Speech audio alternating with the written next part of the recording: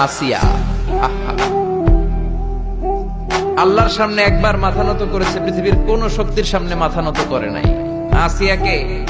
আসিয়া এবং ফেরাউনের finance minister, অর্থমন্ত্রীর বিবি লুকিয়ে কালিমা পড়েছে, সাইয়েদনা মূসা আলাইহিস সালামের উপর ঈমান এনেছে। ফেরাউন শুনে দুইজনকে ডেকে নিয়ে আসলো।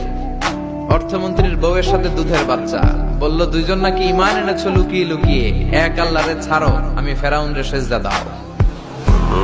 এরা বলল জীবন যাবে কিন্তু ঈমান যাবে না, জীবন দিব কিন্তু ঈমান দিব।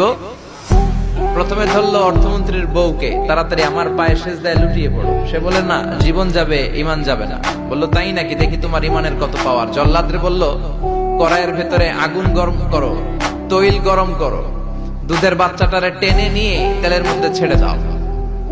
কল্পনা করতে পারেন, দুধের বাচ্চাকে মায়ের বুক থেকে ছিনিয়ে নিয়ে তেলের মধ্যে ফেলাচ্ছে, বাচ্চাটা রোস্ট হয়ে যাচ্ছে, আর বাচ্চাটা বড় মানুষের মতো মাকে বলছে, মা চিন্তার কারণ নাই, এটা উত্তপ্ত তেল নয়, এটা জান্নাতের বাগান।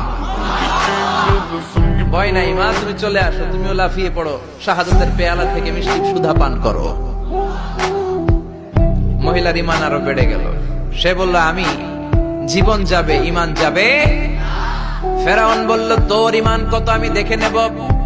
এই মহিলাটাকেও উত্তপ্ত তেলের মধ্যে ছেড়ে দেয়। বাকি রইল ফেরাউনের বউ আসিয়া।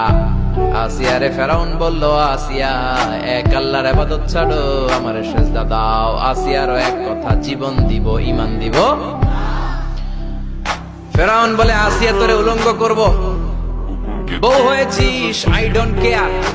হাজার হাজার মানুষের সামনে নিজের বউকে উলঙ্গ করলো, তক্তার মধ্যে উলঙ্গ বউকে শুইয়ে হাতের মধ্যে পেরেক ঢুকালো, পায়ের মধ্যে পেরেক ঢুকালো, এক একটা পেরেক ঢুকায় তক্তার মধ্যে ছিদ্র হয়ে ঢুকে আর ফিনকি দিয়ে রক্ত বেরোয়।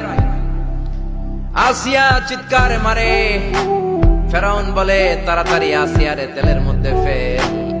আল্লাহ বললেন জিব্রাইল যা, জান্নাতটা তুলে নিয়ে আসিয়ার চোখের সামনে ধর, আমার আসিয়া জান্নাত দেখে দেখে যেন আমার কাছে আসে।